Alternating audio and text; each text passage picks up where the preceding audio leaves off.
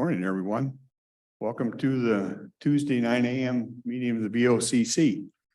To get started, if you want to rise, we'll do the Pledge of Allegiance.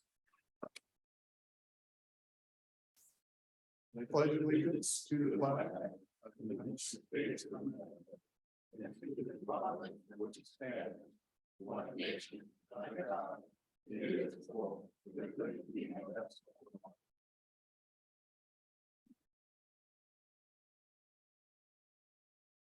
Okay, we'll go over consent agenda.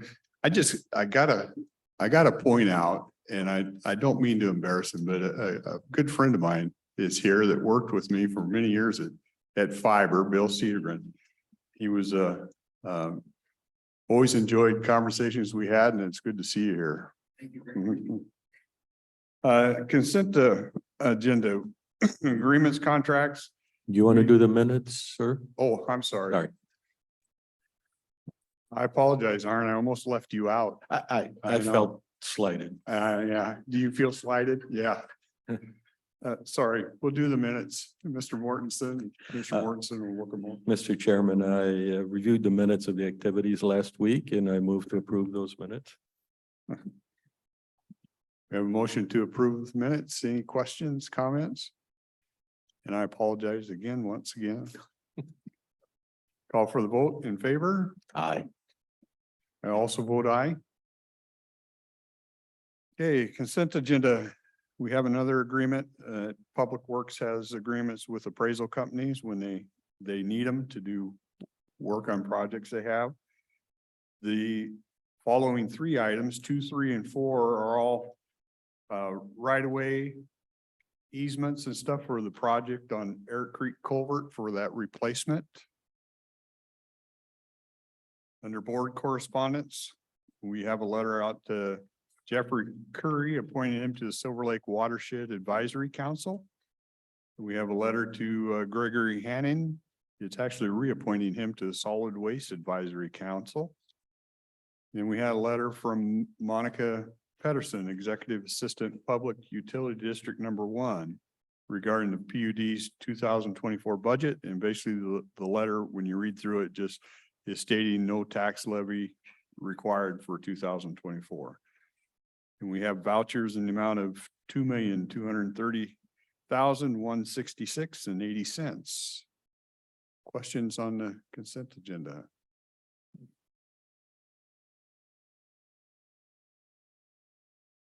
I see no hands. Mr. Chairman, I move that we approve today's consent agenda as presented. Have a motion to approve the consent agenda. Last chance for comments. I see none, and I call for the vote. All those in favor? Aye. Aye. Also vote aye. Thank you. Motion items, Public Works.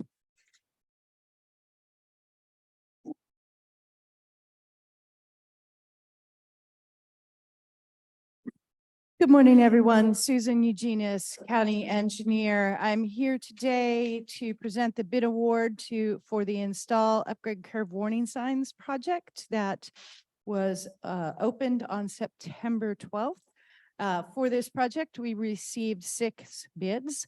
On review of the paperwork, the second lowest bidder was considered non-responsive for some incomplete paperwork, but the lowest bidder had all the paperwork.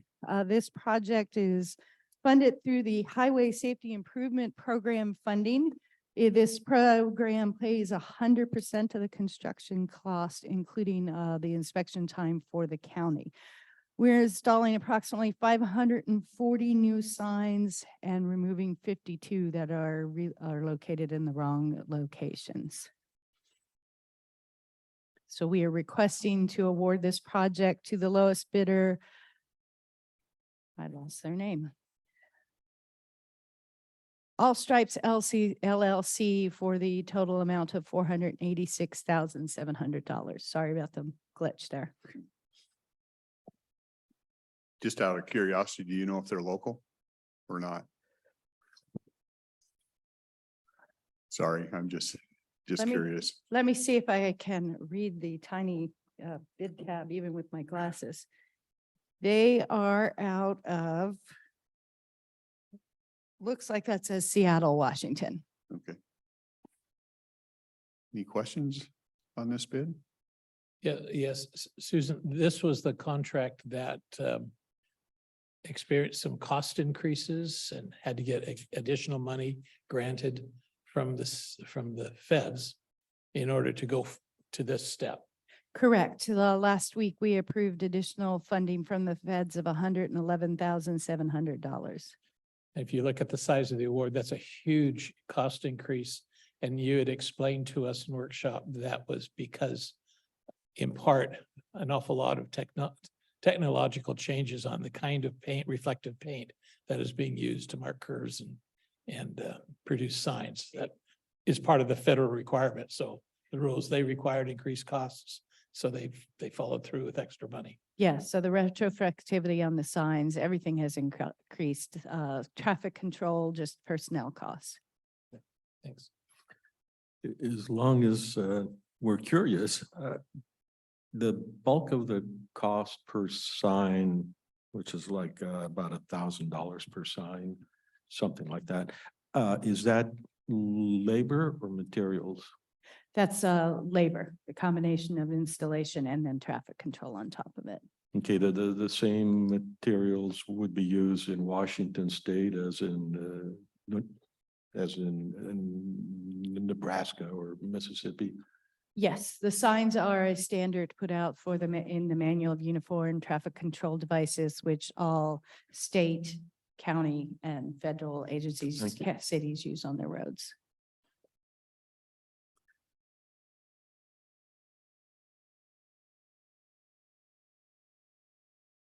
Just a further clarification, elaboration on what Dennis said.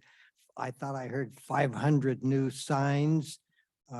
Please clarify. We certainly don't have 500 new curves. So what was that discussion?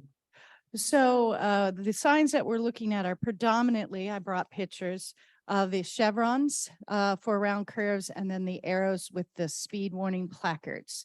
So in the federal push right now is a lot of safety projects. And so one of our previous safety projects is we went and we drove every road in the county, all 527 miles, with an electronic ball bank system that is connected to GPS. And as you ride around those curves, that system determined what the safe speed was.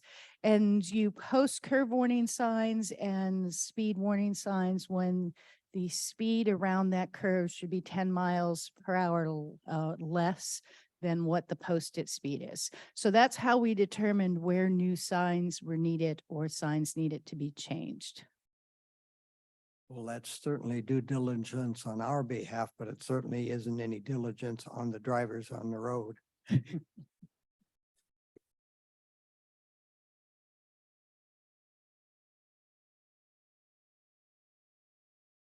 I almost can't help myself. I'm thinking the other safety feature is the increase in the price of gasoline, right? To discourage people from driving, yes. Thank you. All right, this is for this company to install these signs.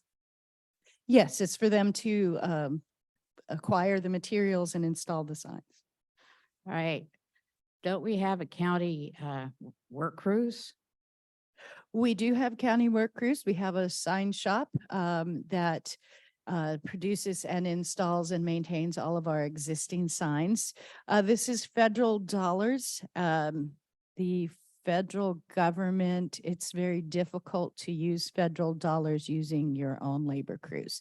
It takes tons of paperwork and I don't know, but this is what it's discouraged.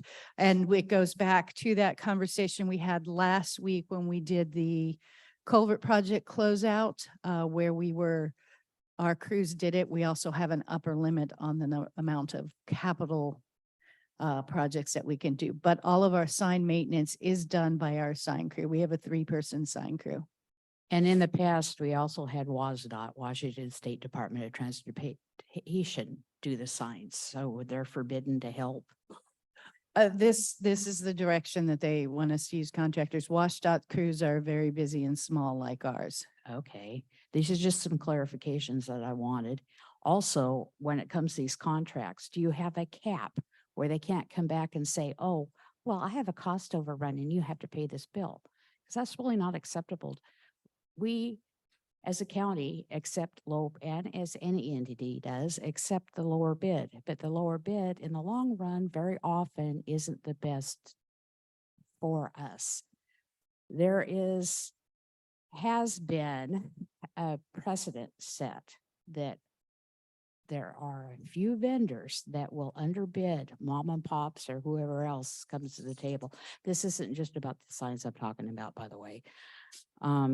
I would like to entertain this very intelligent suggestion that we have a percentage of a cap increase so that we don't have these people that are undercutting, and then in the long run, when they submit their bills for overages, it's well over 5 or 10% of what they originally bid. We need to tighten these type of actions up. It really adds up. So this is what I'm suggesting. Do you have anything like that in this contract? So on our public works contracts that come through the Public Works Department, any work that is done has to be authorized by the county engineer prior to it occurring.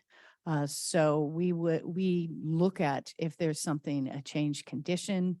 Most of our cost increases come from a change condition, such as when we dig down, we find boulders versus a hard pan, or things of that nature tend to be what change on public works projects, or we look at the site and decide that we need to extend the guardrail an extra 10 feet, 20 feet, change the end section. Most of public works department change orders are owner-based requests.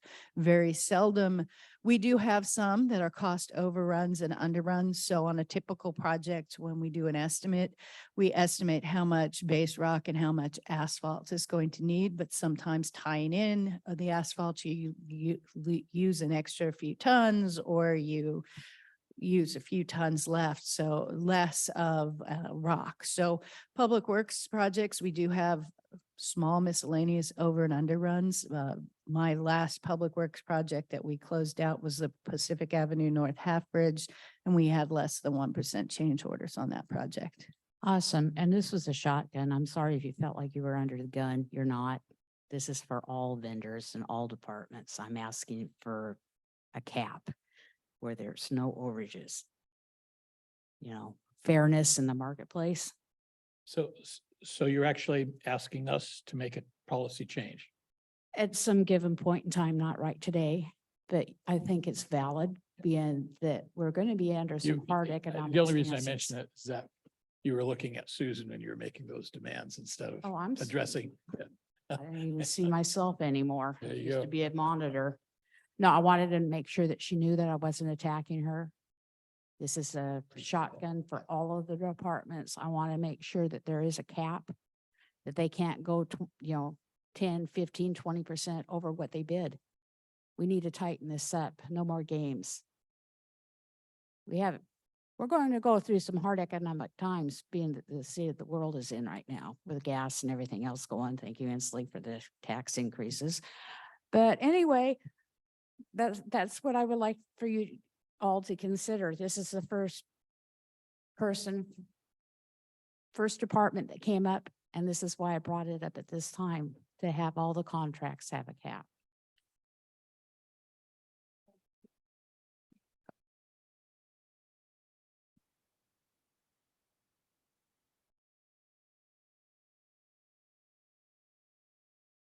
Is there an excuse me, is there an expected timeline for this to get done in? So we'll do the award today. And it's generally 2 or 3 weeks. We'll be back for the contract execution. Then the work starts 2 weeks after that. And I didn't write it down, but there is a contract runtime in all of our contracts that say you have 20 working days, 30 working days. I'm not sure what this is. This is a fairly short time frame once they get out there. Most of these contractors, when we do sign projects, they get in, they get out. The faster they do it, the more money they will make because they spend less on their personnel. If Yeah. you would like me to, I can send you the timeline on it. I was just curious if there was something written into the contract that Yeah. says we expect this to be done within the next 60 days or whatever. Yes. So are there allowances for such things as weather conditions if all of a sudden we have a typhoon free to come through this area? Yes, so Public Works, outdoor Public Works contracts, we have a number of working days. And there is written into the specifications that we count rain days as non-working days. So if we had a typhoon and they couldn't work for a week, that whole week wouldn't count as working days. So instead of having 5 working days that week, they'd have 0. So they're not penalized for typhoons and snowstorms and things that they can't control. Okay, thank you. It is always amazing to me when we have the contracts, we sign the contracts. And the number of pages of all the kinds of details to try to anticipate all the exceptions they run enormous and, 120 pages. And they're all online. So if you want to get into the weeds, they are on the website. So, but you have to dig, unfortunately. Yeah, they're on the purchasing website. If you go into purchasing and contracts, they are all posted there. I think we keep them in the commissioner's office for a while. If you ever go in there and you see these stacks of things like this, that's a contract and it's there for public view. And the Public Works Office always has ours available for public view also. Any other questions? Mr. Chairman, I move that we approve the bid award to All Stripes LLC as has been presented by staff. Okay. Have a motion on the floor. Any last questions, comments? I see none. I see no hands. Call for a vote. Those in favor? Aye. Hi. Also vote aye. Thank you, Susan. Thank you. Building and planning.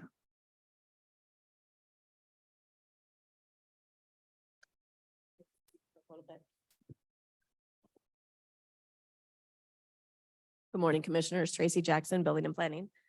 In front of you today, it's a county-wide comprehensive flood management plan. It's a collaborative project that the county led with assistance from many cities, diking districts, restoration specialists, community leaders, and emergency responders. We were awarded this contract from Department of Ecology.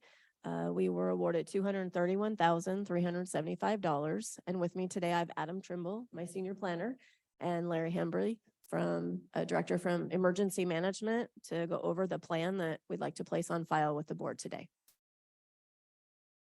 And yesterday when I workshopped this with the board asked me what extra burdens this would be on landowners. And besides better technology, what else can the homeowners expect? And what hoops would the citizens now have to endure with this new plan? So we've addressed those concerns and we're here to talk about them. All right, good morning. Thank you, Director Jackson. So as she just said, we've got a few responses to concerns about what this plan might or might not do for the residents and landowners. One thing I'd like to start out with is that question, what extra burden will this put on landowners? And I want to say that this plan is not a regulation. It's a plan that calls for preparedness, public awareness, and coordination of government actions to mitigate flood hazards. It doesn't place burdens on any current development projects or private ownerships. The goal here is to help guide emergency preparedness efforts of county and local governments related to flood hazards from the many rivers, streams, drainages, and flood control areas. This in turn can help the county and local governments and citizens reduce exposure to loss of life, property, infrastructure, and habitat from floods.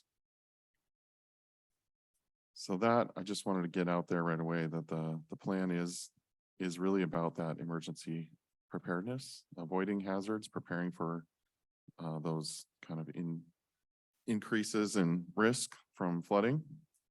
The other aspect we want to address is the plan provides some new technological tools, data and mapping, which the residents of the county may be able to use to determine if they're in a flood prone area. So if there's any doubt, what we received as part of this plan was a higher resolution of information about where flood hazards exist. So FEMA provides mapping and it's current as of 2015.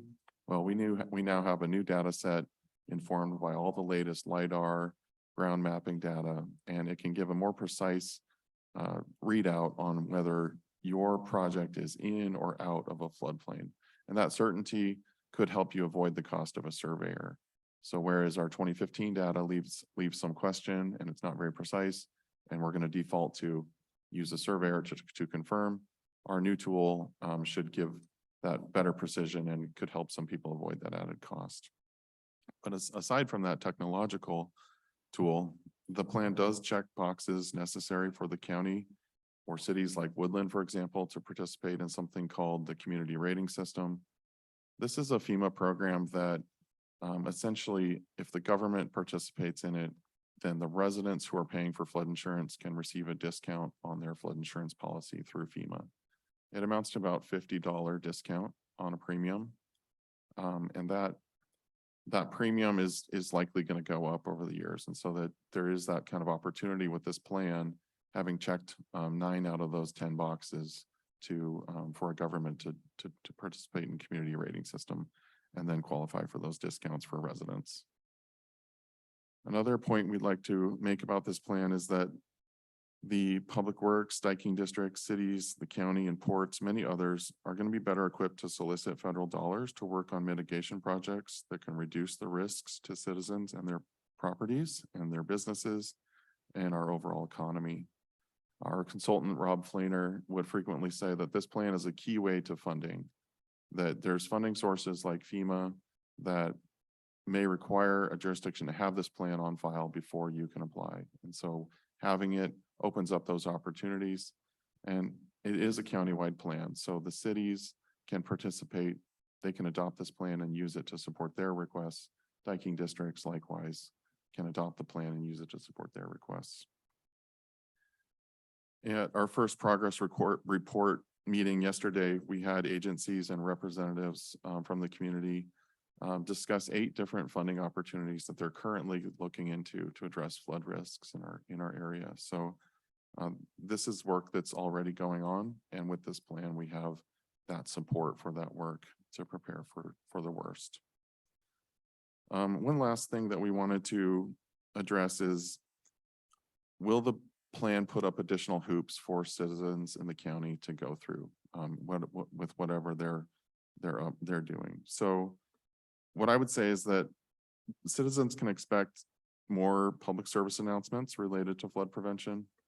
And since it's primarily focused on preparedness, citizens can expect their governments to coordinate better so that when a diking district is replacing a pump or going out for emergency backup power, we're talking to each other. There's multiple diking districts in the county. There's opportunities for us to combine our funding requests, or at least coordinate so that equipment is interoperable or equipment can be mobile and be shared in case of an emergency. So I think that's one thing that citizens can expect, but it is primarily focused on government actions, and I want to make that clear. And Larry's here to kind of back up that emergency preparedness. Larry Hembry, Department of Emergency Management Director, is with us. And if you have anything to add or something I missed, please jump in. No, the only thing I'd like to add, commissioners, is that when we first brought this to 2 of you, that you expressed some concerns and we took those into account throughout the entire process. I call this a straight face test, where I come before you today saying that we truly reached out to the county. We reached out to private citizens, to civic groups, subject matter experts from throughout the county. We turned over a lot of different rocks to look at this at a lot of different angles. And from my, excuse me, from my perspective, in the past 18 months, we have done our due diligence to try and present to you today a plan that is comprehensive in nature and is something that is definitely workable throughout the county. I'll give you some comments on it and I'm not try to phrase this real carefully. You guys happen to be sitting at the table. I'm not picking on anybody, but I looked through this the other day. And chapter 12, it has 11 pages of policy guidance. Chapter 13, it has 10 pages of mitigation actions. And chapter 10 that precedes those is they base a lot of this plan off climate change, temperature change and carbon dioxide change, which the science on that is suspect in a lot of cases, a lot of stuff. So you got a plan and I'm going to disagree with you. When we do a comprehensive plan for building, it bleeds down into what people can do with their property, how they have to apply for permits and do that. So if you have this comprehensive plan and then you have pages of policy guidance and mitigation actions, to tell me it's not going to bleed down to how the citizens can interact with their property, I'm probably not going to agree with you on that. It will, because I've seen it over and over and over. And here we got a plan built on what I would call suspect science that we're taking as fact that we're having climate change and we're having all this. I'm going to read you a portion of an article. A lot of times this kind of stuff is put in, they have limited, not all scientists agree, but they state it as fact and they use it as a purpose for imposing action on you. This is from Newsweek, April 28th, 1975. And I'll do a little bit on there and see if any of this sounds familiar. There are ominous signs that the Earth's weather patterns have begun to change dramatically and that these changes may portend a drastic decline in food production with serious political indications for just about every nation on Earth. The drop in food output could begin quite soon, perhaps only 10 years from now. The regions destined to feel its impact are the great wheat producing lands of Canada and the USSR in the north, along with a number of marginally self-sufficient tropical areas, parts of India, Pakistan, Bangladesh, Indochina, and Indonesia, where the growing season is dependent upon the rains brought by the monsoon. The evidence in support of these predictions has now begun to accumulate so massively that meteorologists are hard pressed to keep up with it. What do you think they're talking about here? They're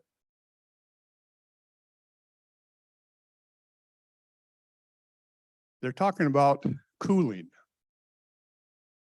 The Earth was cooling. I have another article that says we're headed toward an ice age. Now, did any of that happen? Are we out of food?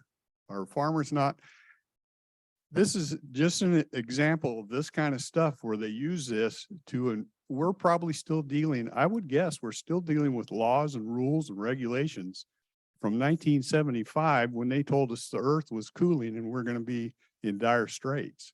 So I have issues with this kind of stuff. I don't mind the technology and I don't mind the help to the people, but when we base 11 pages of policy guidelines and 10 pages of mitigation actions on what I would say unfounded science and just things they take as fact, I don't see how we can do that to the public. I don't even know how you feel right doing that to the public when it's. I have a problem with that, obviously. So, and you can go back. This is from 75. You can go back to eras and all kinds of things. And there's all kinds, according to Al Gore, the earth should have been, the earth should be gone by now. It should have been burned up by 2020. Well, this kind of nonsense, in May 18th, 1980, I was in Vancouver. I watched that mountain go. I watched all the floods. I watched the houses float down. And I listened to him tell us that it will take 100 years to restore anything up there. It hasn't been 100 years yet. We still have stuff going. The hubris of man to think that we can destroy Mother Earth is just beyond comprehension. She'll shake us off like a dog shakes off water and then heal herself and go on. We can destroy ourselves, but to think that we have all this power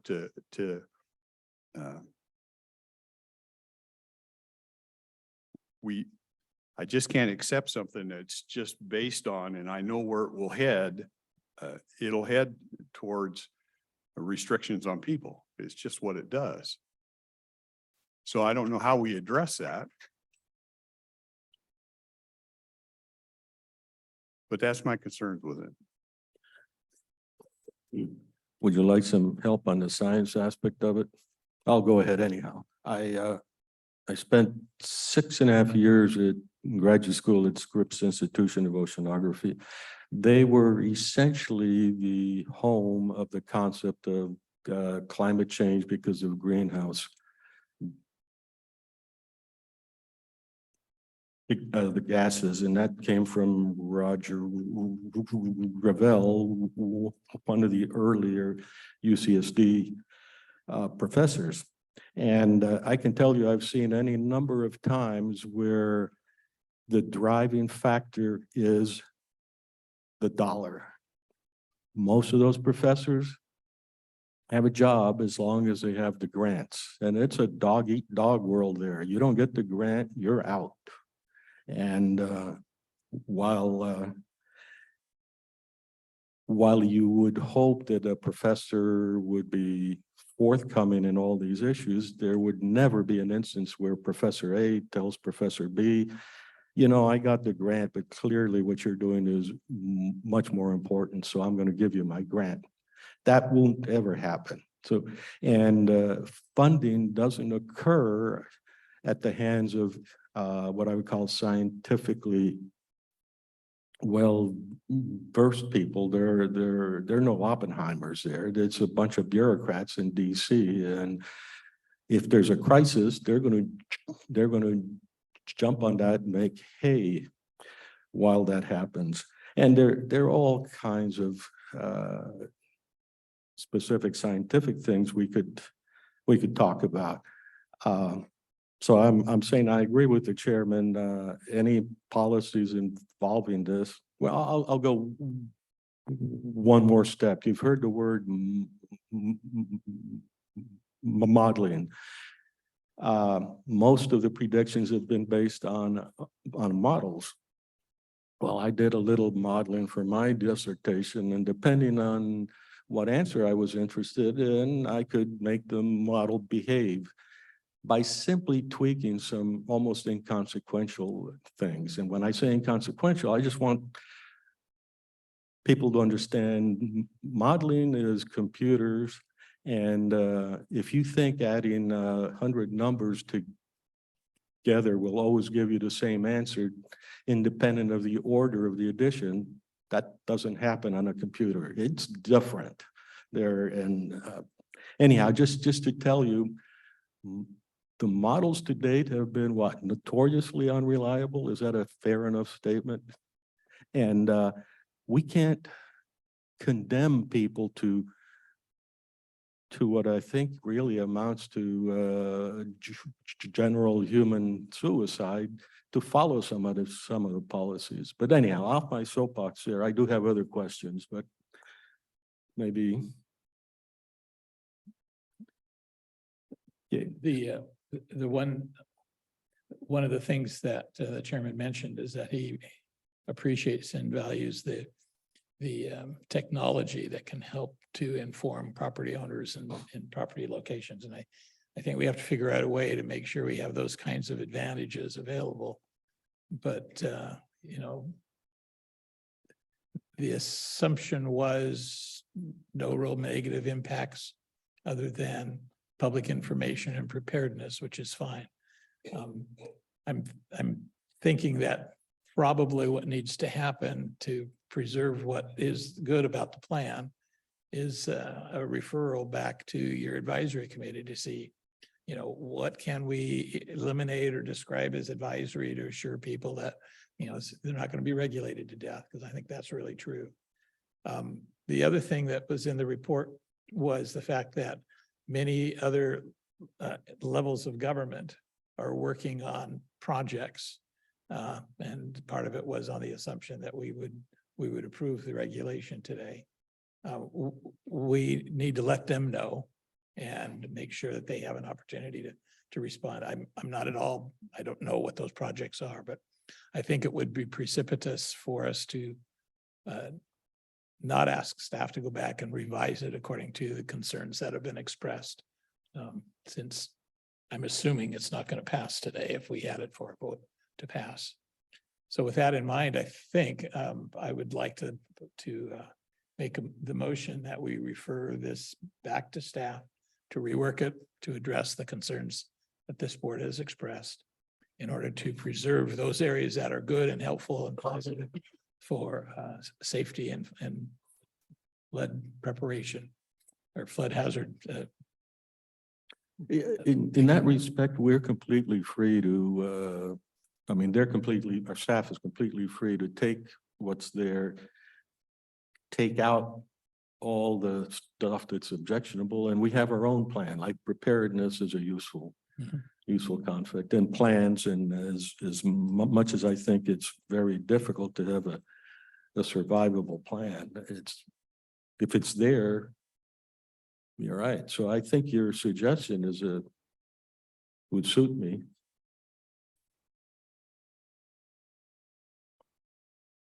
So I did want to say, I think I've seen a lot of documents and plans, and very often the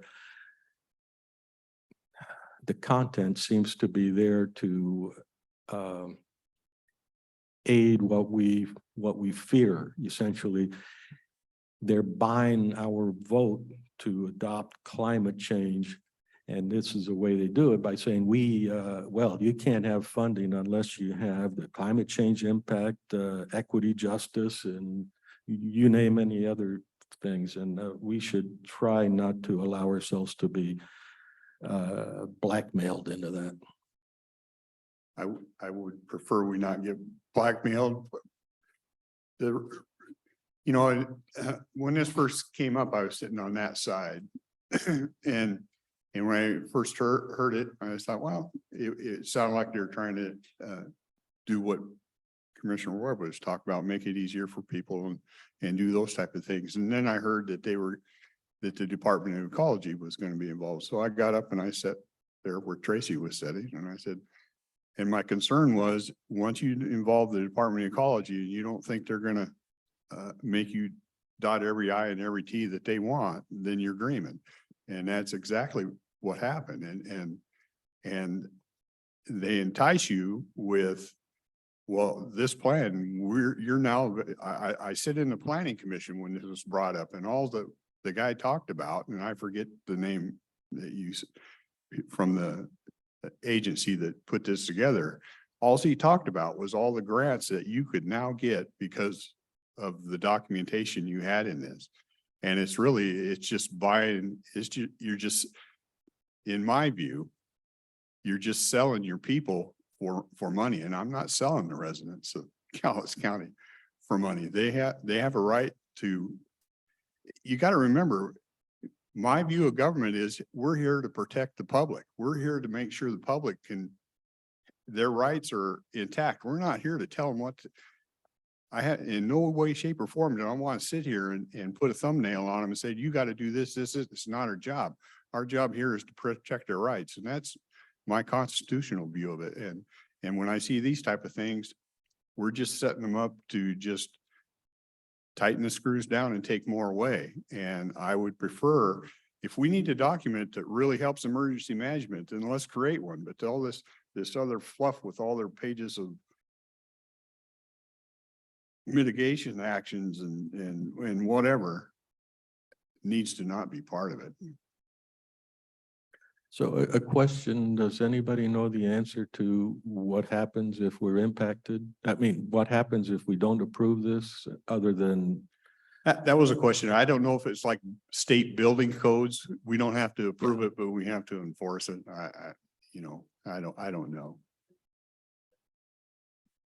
I don't have the answer for that, commissioners. I'll work on that as well.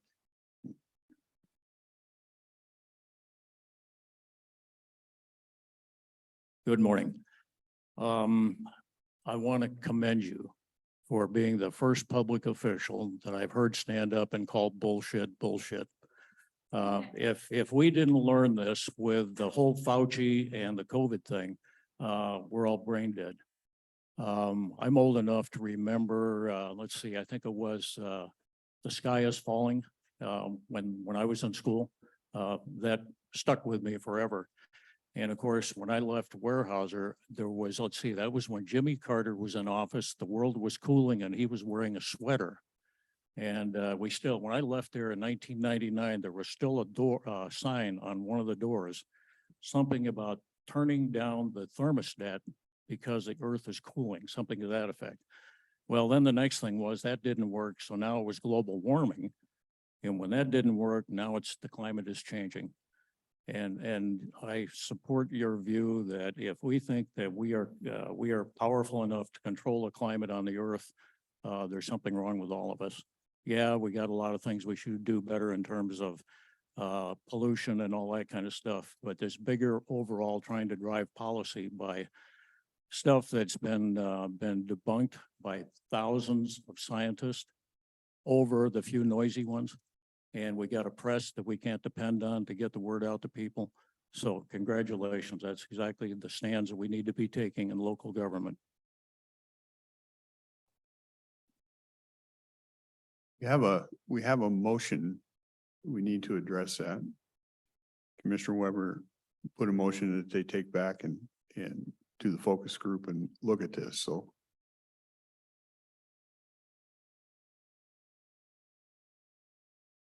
Don't see any questions or something. You have any questions, concerns on that motion?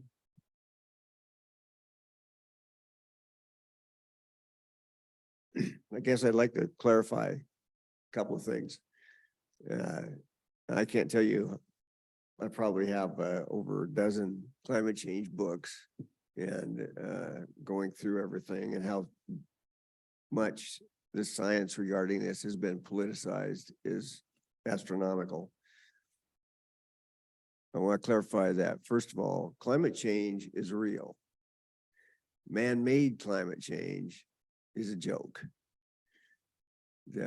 All the numbers from even some of the most liberal money grubbing after grant money scientists at least acknowledge that man-made carbon dioxide, if in fact carbon dioxide is a greenhouse gas, and there's some arguments about that. Man-made carbon dioxide at most ranges to 4%. Most studies put it around 2%. If you shut off 100% of what man-made carbon dioxide is, 96 to 98% of it would still be going into the atmosphere from Mother Nature. We don't make 100% of the carbon dioxide. So on that part of that, if you recognize that man-made carbon dioxide, which is what everybody seems so damn focused on, it's less than 4% of what's going into the atmosphere to affect the atmosphere. Climate change has been going on for millions of years as the earth changes and goes through its cycles. 100,000 years ago, if you look at core samples taken out of the Antarctica and out of the poles that go back 800,000 years, about every 100,000 years, the carbon dioxide numbers shoot through the roof. They go sky high. And all of a sudden they drop back down to very low numbers.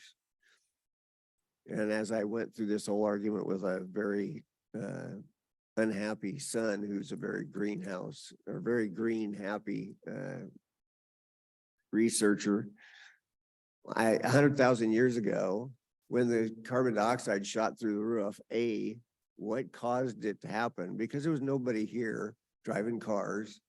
There was nobody here burning oil. There was nobody here shoveling coal into a steam engine somewhere. None of that was going on. And more important than what made it go sky high 100,000 years ago, what made it suddenly disappear? What made it go away? Because man wasn't here with a big filter cleaning the air. I got that article too, Forbes, May 26, 2003. French, team of French-led scientists went into Antarctic ice core samples, just what you're talking about, found the same thing.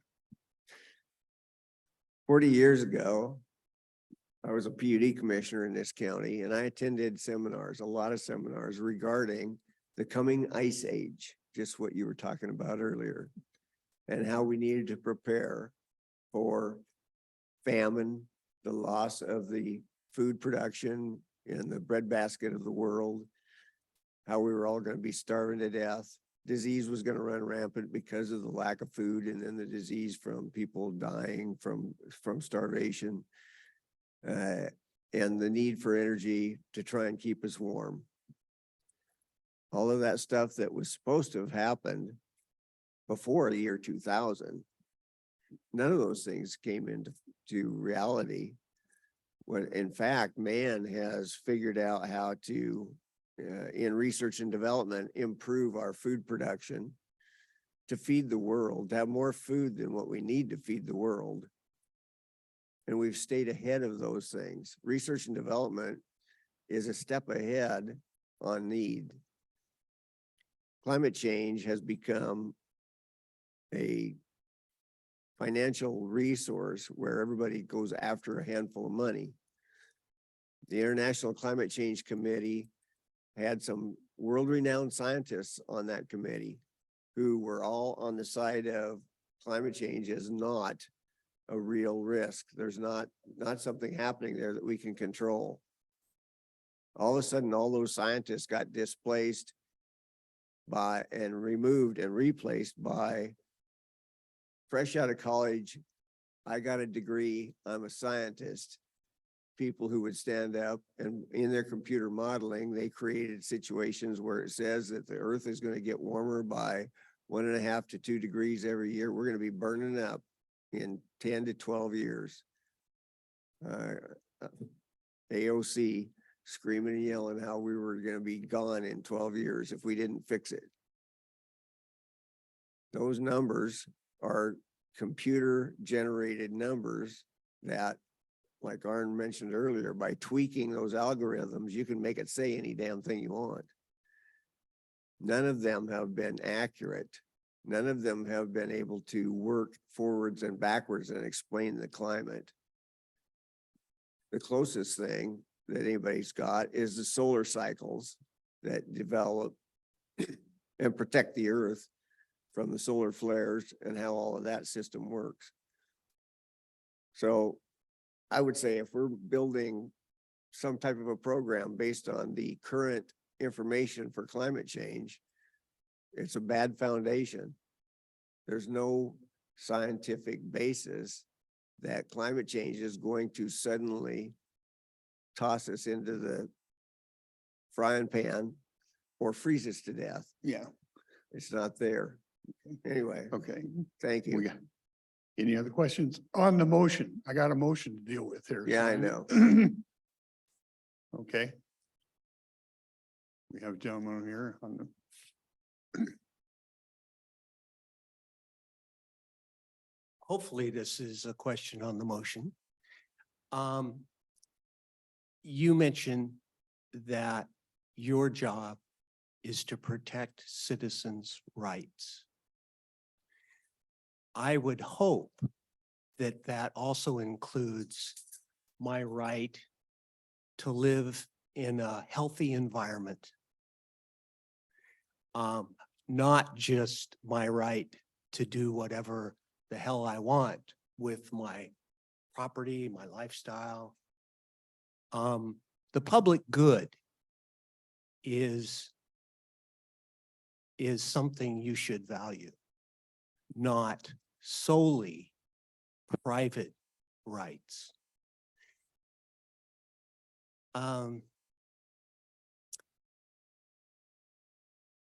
Your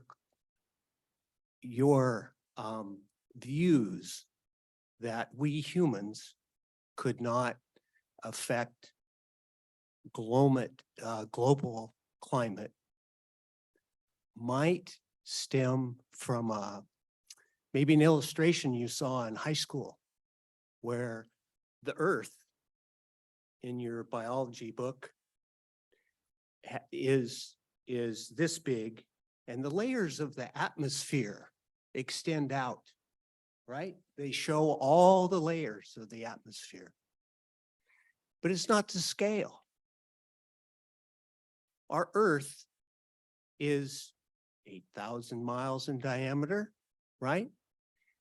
If we took that that example and made it into 12 inches, Commissioner Dahl, how thick would the atmosphere be around that 12-inch globe? The thickness of a dime. Okay. To suggest that we can't affect with our current way of living that thin skin around our globe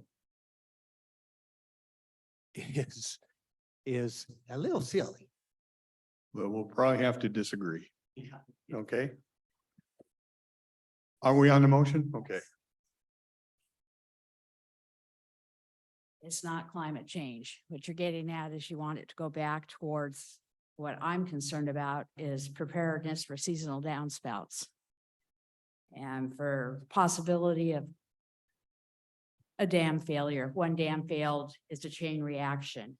And my concerns would be preparedness for that. And also dams can fail because of too much water behind them. These are the types of things that the lowlands have to be wary of and know that there is an action plan for. Also evacuation routes for now and in the future. And I'm willing to set up, Ernie, want me to attend a meeting and give you some input, I'm willing to do it. Let me know when. And this is answering your motion. And these are, I'm assuming, the core of what you expected to see in the comprehensive plan for flooding, correct? These are some of the issues you wanted to see. I'm always reluctant to correct public testimony, but Ernie retired. That's Larry. Oh, Larry. Larry, thank you. I don't know name Okay. tag, eyesight, Dad. Thank you, Weber.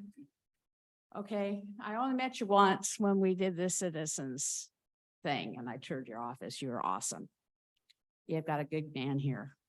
He also said, and this is be a good thing to bring up in preparedness, that when they tell you to prepare for 1 week, go out further, prepare longer, because our help is coming from the opposite coast.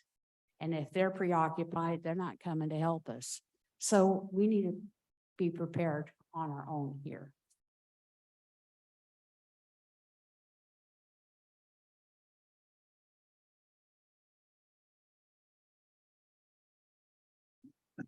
Regarding the motion is that we do know that man has tried to control flooding by putting all the water into lined streams, et cetera, and flooding is automatic.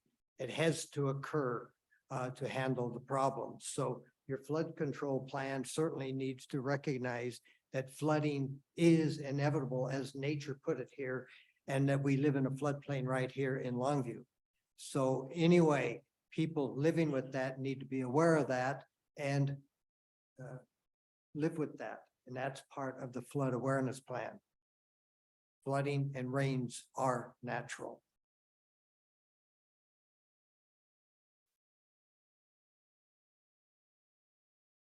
Okay. We have a motion. I see no other hands. I call for a vote. Those in favor? Aye. Aye. Also vote aye. Thank you. So I apologize, we gave you a little more work to do. But I think our intentions are really just to have an emergency plan that really works for our county. And I know you have evacuation routes and you have all that stuff in place. But anyway, I'll just leave it there. Thank you. Okay, We'll thank have our you. direction. Thank you. And from the last motion item from the Commissioner's office. We have a resolution, the Cowlitz County Board of Commissioners having recognized the unalienable right of the people of Cowlitz County to bear arms as being infringed by state and federal agencies. The Board of County Commissioners declares that it supports the constitutional challenges of Gators Guns, Custom Guns Inc. as to any state law infringing on the rights to bear arms. Anybody want to speak on that? Do we have copies of it out there? Has anybody seen it?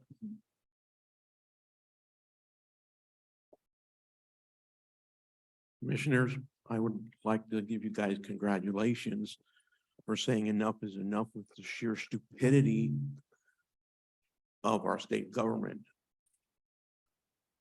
But I think we even need to make that resolution even stronger and tell Comrade Inslee and Ferguson and the Democratic comrade leaders, tell them to take 1240 and 59 and stick it where the sun doesn't shine and make a law in this county to reverse their decision-making because of the fact that section 24 of our state constitution and the amendment, the Bill of Rights, number 2, give us that right that you guys are we're talking about. So I think it even needs to be strongly stated to them in the capital that enough is enough.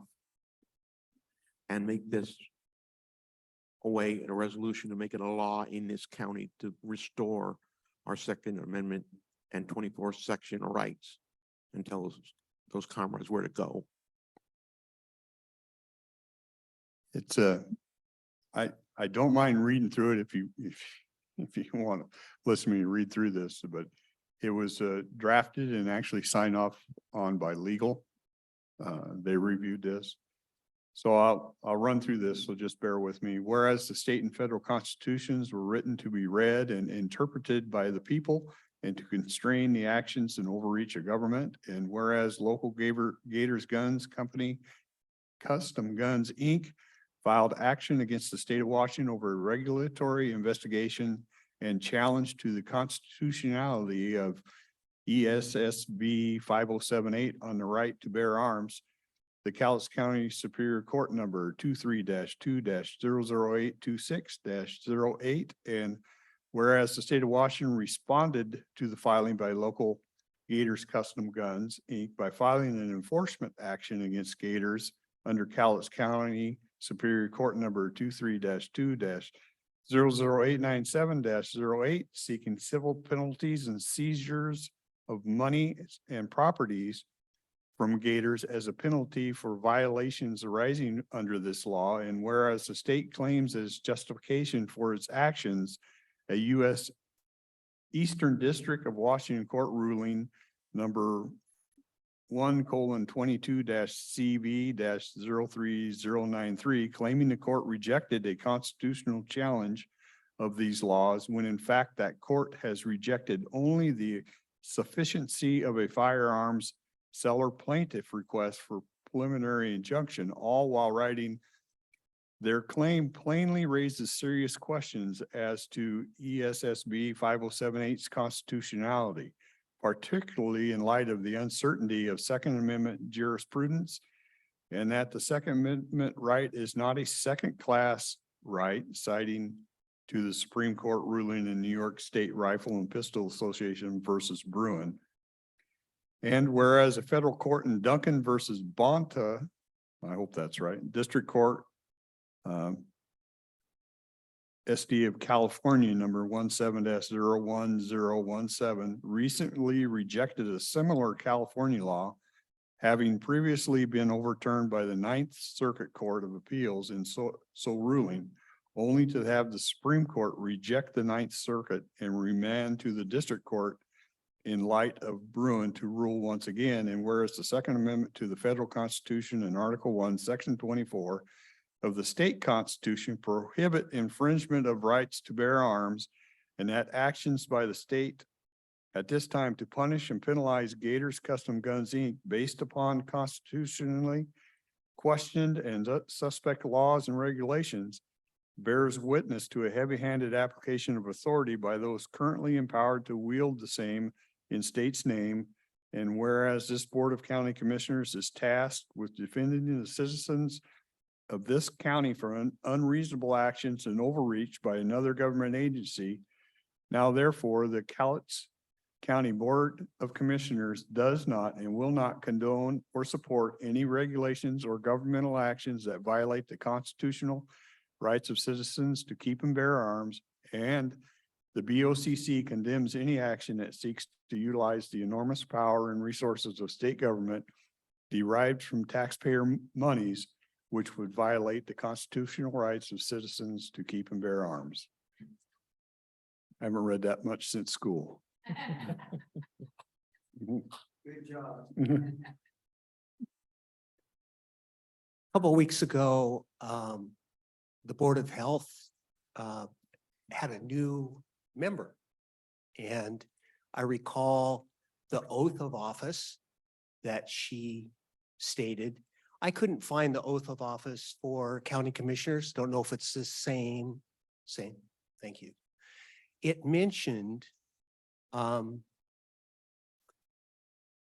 remember the exact wording, but Washington state law was definitely included in that oath, that you would respect or that you would uphold Washington state law.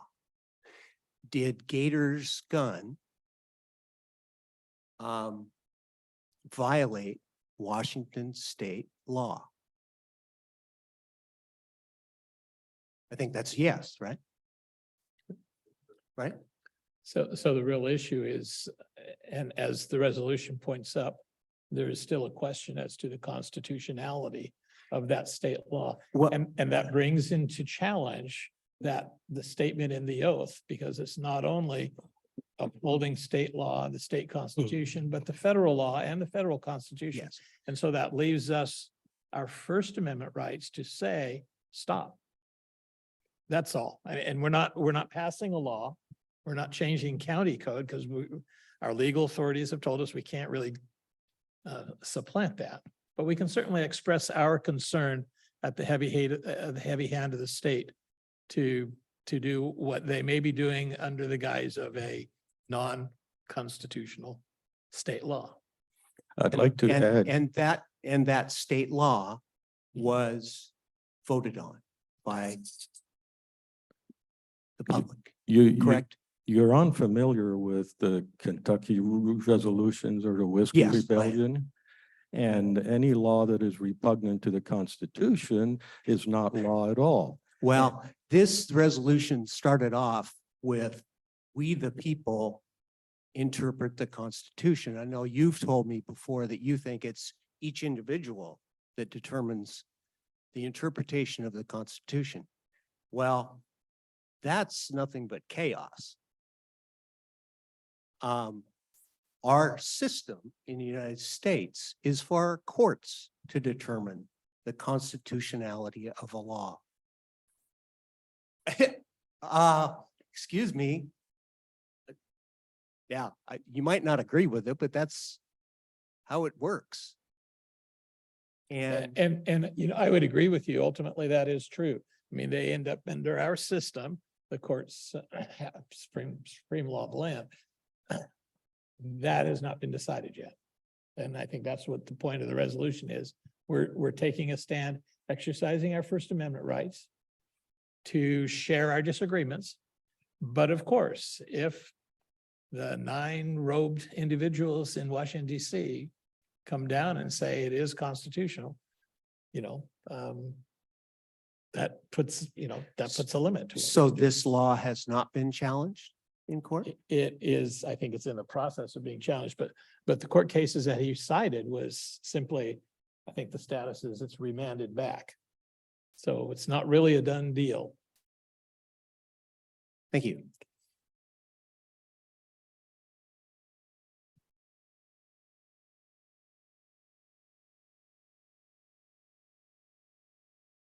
I guess this is kind of a pet peeve for me. I'm not a gun person. I haven't shot a gun for years.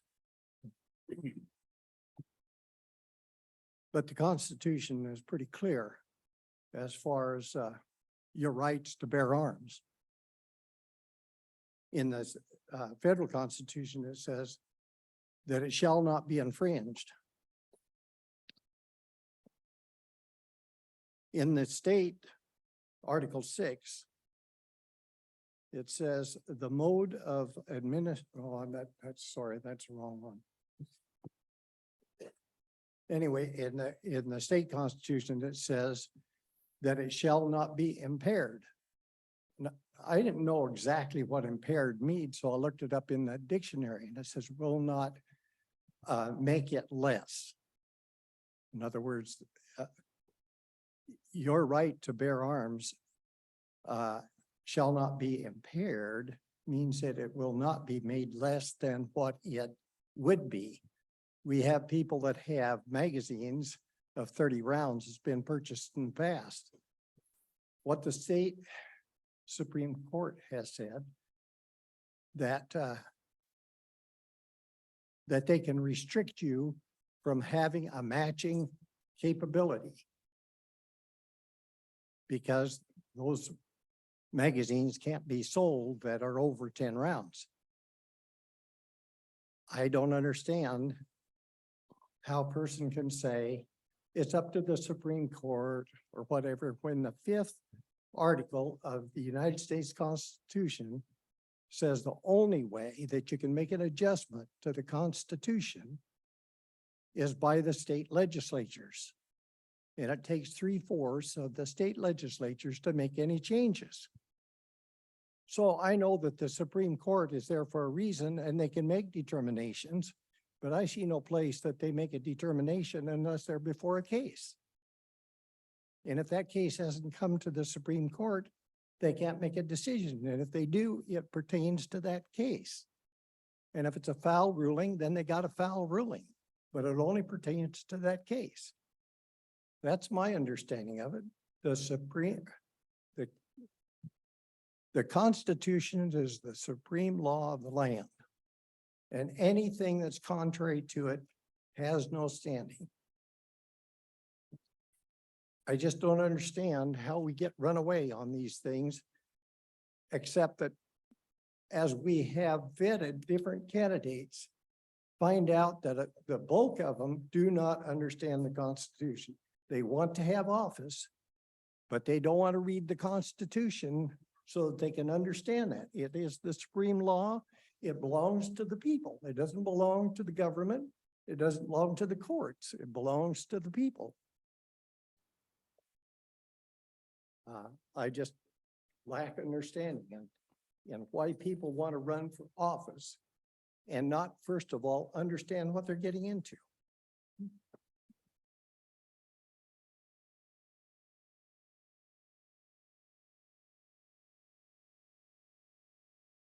Thank you for exercising your First Amendment and making your statement on this resolution. I think it's well written, and I appreciate you looking out for the rest of us at the end. It's not just Gators, you're looking out for the First and the Second Amendment for all of your constituents. Very good, gentlemen. Thank you.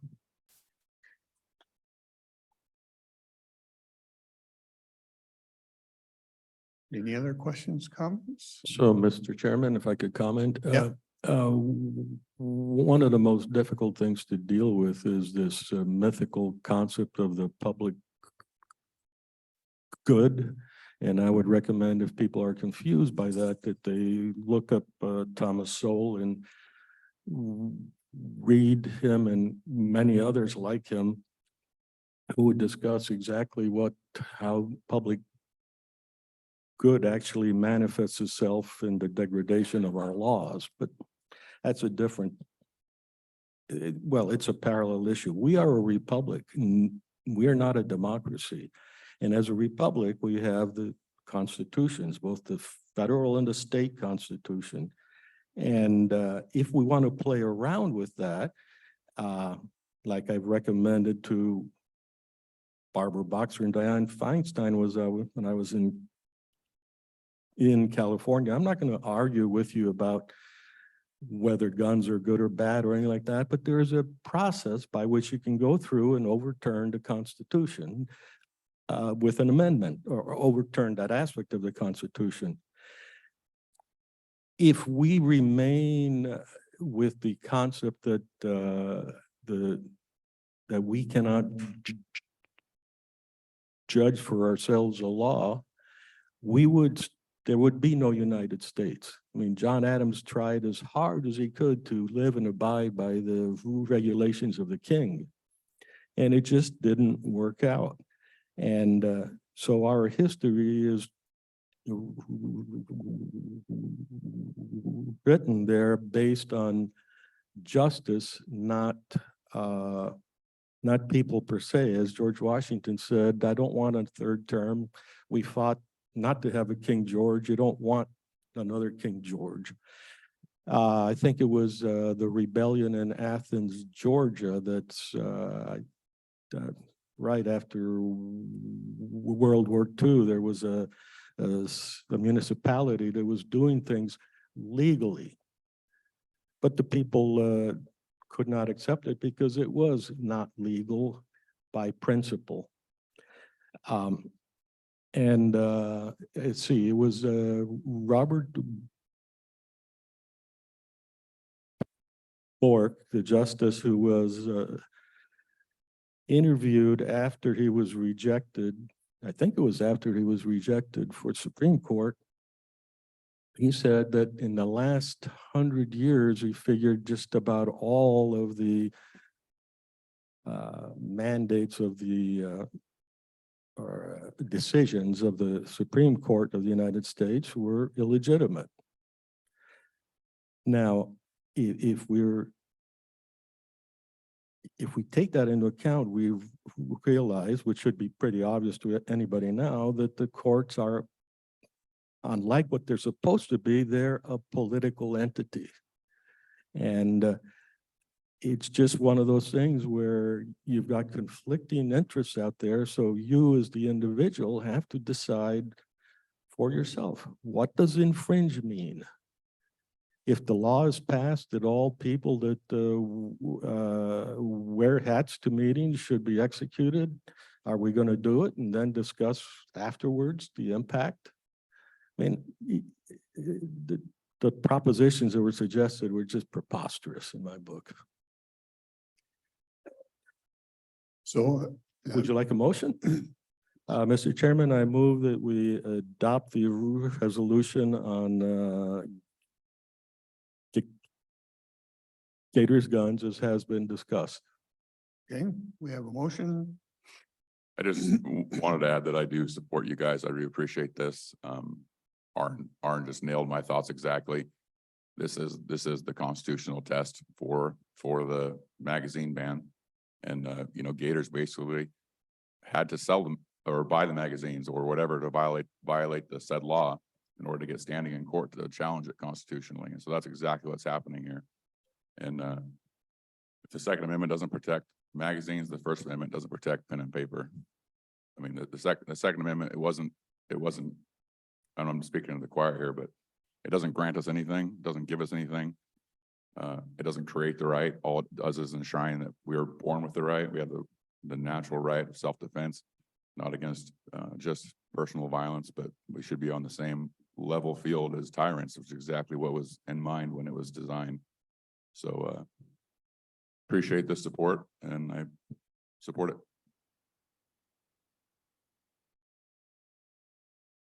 Any other? See no hands. I see nobody approach. We have a motion. I call for a vote. Those in favor? I, I, Also vote aye. Thank you.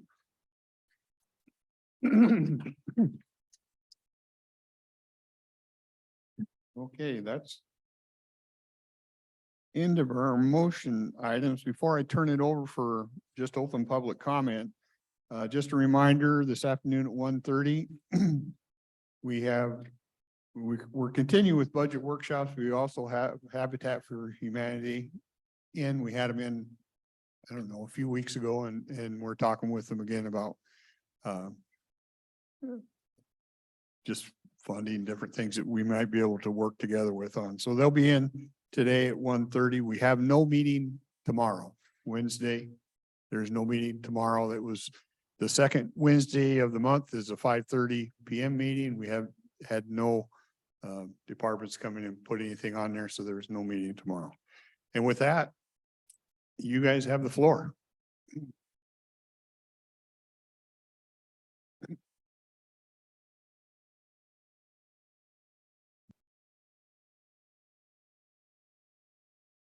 I have a proposal, if you would be so kind to listen to it for a resolution, and if you wanted to adopt something similar, it would be awesome because it's floating around. There's a resolution to oppose the reinstatement of mandates regarding citizens' personal decisions regarding health. Whereas there's been discussions among other political entities about reinstating mask mandates along with testing and mask wearing. Whereas the people of Cowlitz County and Washington State have a constitutional right to make their own healthcare decisions. And whereas the mask, test, and vaccine and social mandates in 2021 and in 2022 have had devastating, far-reaching, and long-lasting impact on virtually every aspect of our lives and our livelihood, including the health and well-being of children. Now, therefore be it resolved that the Cowlitz County opposes any attempt by federal, state, and or local governments to reinstate mandates regarding citizens' personal health decisions, including those pertinent to masking, testing, vaccination, and social restrictions. Do you take this under consideration? Board of Health is working on a similar thing. I don't know where that's gonna end up. I don't want it. I do not want anything coming from the Board of Health.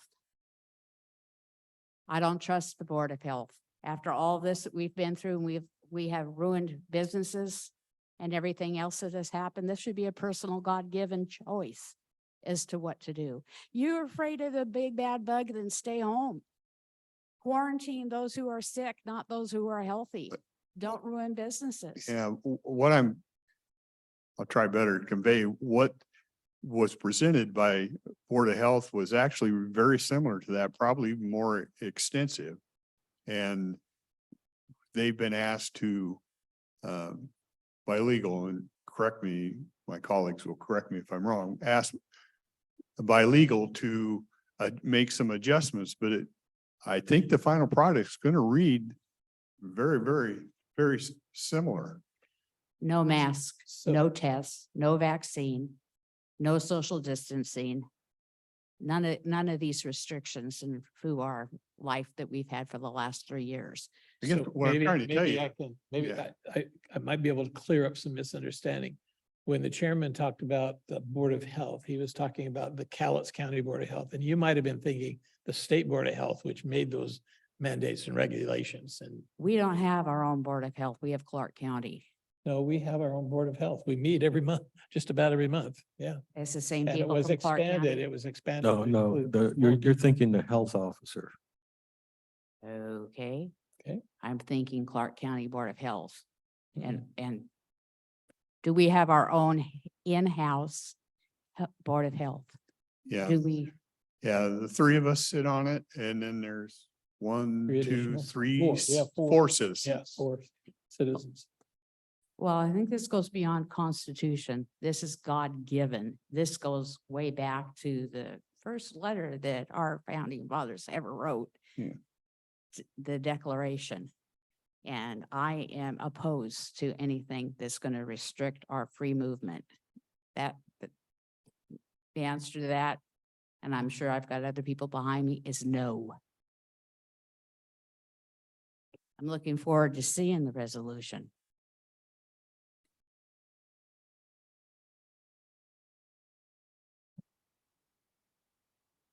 Anything else?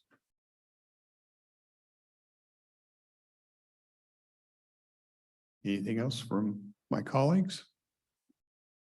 Okay. Oh, I can't give up on it. One of the things on our previous conversation about climate change that I would like to mention is the fact that the United States has some of the cleanest air quality standards in the world.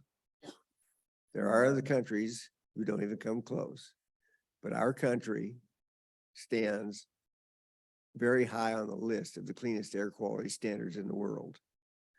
And to jeopardize our way of life based on politicized science, especially given people like Elon Musk and people who are inventors and creators and help advance mankind.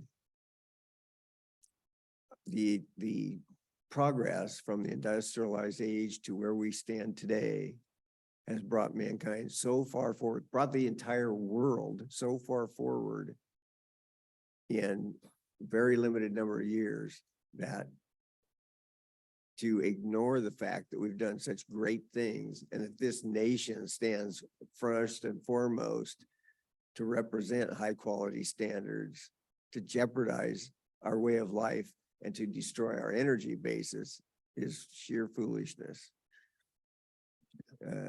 Steve, you and I think were elected officials around about the same time back in the 80s, 40 years ago, as you mentioned. Yeah. And for those of you who were here even earlier, growing up in the 50s and 60s, that was a time when we knew we could predict the weather by smelling the air because of the pollution. And we were always cautioned, don't go swimming in the Columbia River yeah. because those big,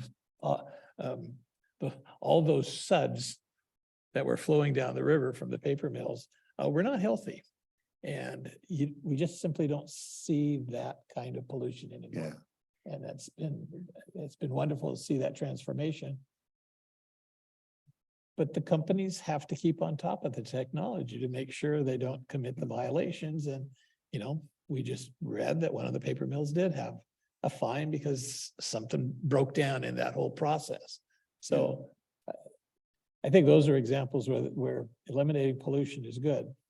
That's, in my way of thinking, is a heck of a lot different than putting it all on climate change, which has been going around, Yeah. you know, for eons. So It's, nope, I- anti-pollution laws it can't probably, be overdone, but I think. it's Smokestack been- industry went away. I mean, you can remember the black smoke pouring out of the smokestacks before they put in precipitators and they had to clean the air. I can remember fishing in the Columbia River where if you had your fishing line in the water more than about 15 or 20 minutes, you had so much debris gather up on the line that your weight couldn't hold it on the bottom anymore. You had to reel it in and clean all the crap off your line coming out of the mills. And then you could put it back in the water again. Now, the water's a hell of a lot cleaner than it was, especially even 20 years ago. The air is a lot cleaner than it was 40 years ago by far. We just keep having to figure out how to take care of all the sediment that's continuing to come down from the mountain. 40 years isn't all that long in geology. Right. I don't think anybody's opposed to paying attention and improving things.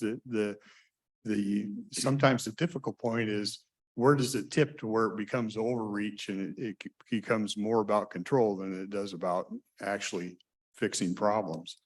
And those are some of that's a little bit what I had issue with today is I think you're crossing over that tipping point beyond. It becomes more about control and money than it does about actually fixing what we need fixed. Right.